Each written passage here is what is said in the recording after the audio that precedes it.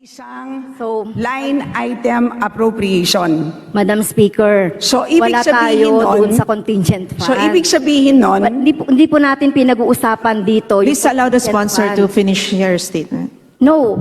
Kasi po, Madam Speaker, ang tinatanong ko lang dito kung meron o wala na sumagot expressly po ako, provided Madam for. Speaker, Wala pa po ako meron. doon sa contingent At fund. payagan niyo po kung ipaliwanag kung bakit meron. Ang problema po is ayaw po natin makinig. Gusto ko po, Madam Hindi po Speaker, ako ayaw makinig. ipaliwanag kung bakit... na ano po yung oras ko, Madam Speaker. So, Speaker, kanina, Madam sinasabi natin, Speaker, hindi ako nagtatanong. payagan Motion niyo sana suspended. ako, Madam Speaker.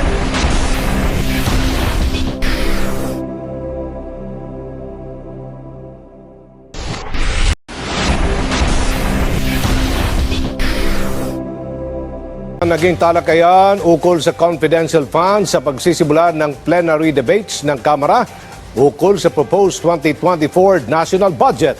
Pagtitiyak naman ng House Committee on Appropriations, nakatuon ang budget proposal sa pagtugon sa pangangailangan ng mga Pilipino.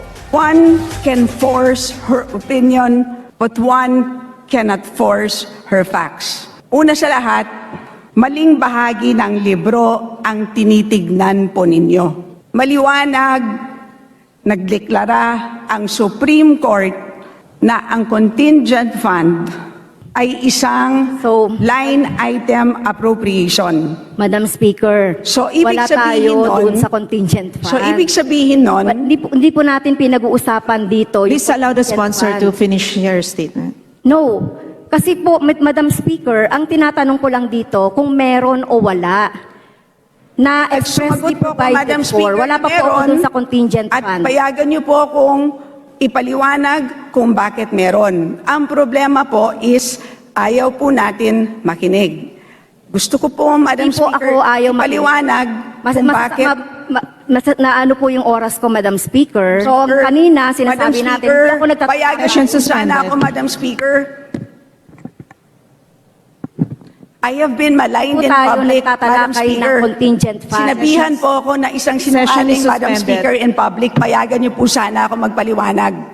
Mainit ang naging sagutan ni House Committee on Appropriations Senior Vice Chair Stella Kimbo at House Deputy Minority Leader Franz Castro sa pagsisimula ng plenary debates ng Kamara ukol sa House Bill No. 8980 o Proposed 2024 General Appropriations Act. Si Kimbo ang tumatayong sponsor ng panukala kaya't siya ang dumedepensa rito para sa panig ng administrasyon, habang isa naman si Castro sa mga interpellator. Ang pinupuna ni Castro, legal ba ang pagkakaloob ng confidential funds ng Malacanang sa Office of the Vice President noong 2022? Bagay na dapat munang linawin bago aprobahan ang panukalang pondo para sa susunod na taon. Gate naman ni Kimbo, legal at may basihan ito.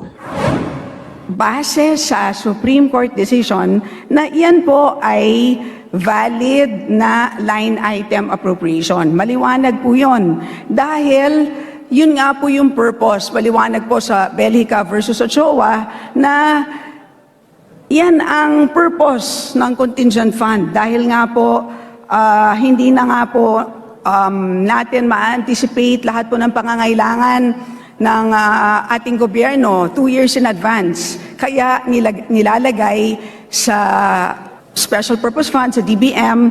Ngayon po, ang importante po is merong existing line item doon po sa Office of the Vice President. At maliwanag po, ang existing line item doon po sa Office of the Vice President 2022 GAA, which is the Good Governance Project and Social Services Project.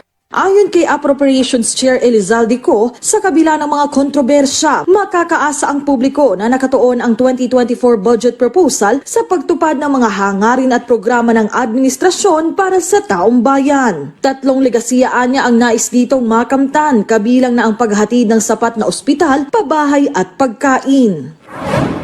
The General Appropriations Bill is the cornerstone of our nation's fiscal management. Thus, the timely passage of this measure is not just an obligation, but our solemn responsibility. Bukod naman sa issue ng budget, pasado na sa ikalawang pagbasa ng Kamara ang House Bill No. 8969 o panukalang nagtatakda ng Sustainable Fiscal Framework para sa Military and Uniform Personnel Pension System. Ikinalugod naman ito ni Congressman Joey Salceda na siyang nanguna sa Ad Hoc Committee on the MUP Pension System at tinitiyak niyang sa panukalang ito natupad nila ang mga atas ni House Speaker Martin Romualdez na dapat ay siguraduhin ang salary increase, pension funding sources at naaayong pension increase. Kasabay naman dito may tugon din si Speaker Romualdez ukol sa usapin ng Maharlika Investment Fund matapos questionin sa Korte Suprema ang legalidad nito. Sabi ng House Leader, nirerespeto nila ang proseso ng Korte ukol dito bagamat nanindigan siya na sa panig ng Kamara dumaan ito sa tamang proseso. Kung meron man kayong mga komento tungkol sa mga isyong ito, maaari kayong magbigay ng mga reaksyon sa comment section na makikita sa ibaba ng bidyong ito. Maraming salamat, at kung ikaw ay interesado ng mga bidyong tulad nito, mangyaring suportahan ang channel na ito sa pamamagitan ng pagpindot ng like, pag-share ng mga video at kung bago ka pa lang sa channel na ito, please subscribe sa channel na ito at pindutin ang notification bell at piliin ang all upang maabisuhan ka para sa mga paparating pang mga videos.